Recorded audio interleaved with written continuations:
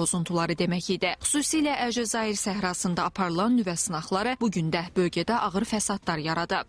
Əlcəzair parlamentinin bu məsələləri gündəmə gətirməsi Əlcəzair xalqının bu hadisələrə münasibətinin göstəricisidir. Qanunvericilik səviyyəsində bu hadisəyə Əlcəzair dövlətinin münasibətinin göstəricisidir. Bu məsələləri belə deyək, Türkiyə dövləti zaman-zaman gündəmə gətirirdi Əlcəzairlə yanaşı və müxtəlif səviyyələrdə bu məsələlər gündəmə gəlirdi. Amma düşünürəm ki, artıq parlament səviyyəsində bu məsələnin ortaya çıxması, reallaşdırılması müsbətdir.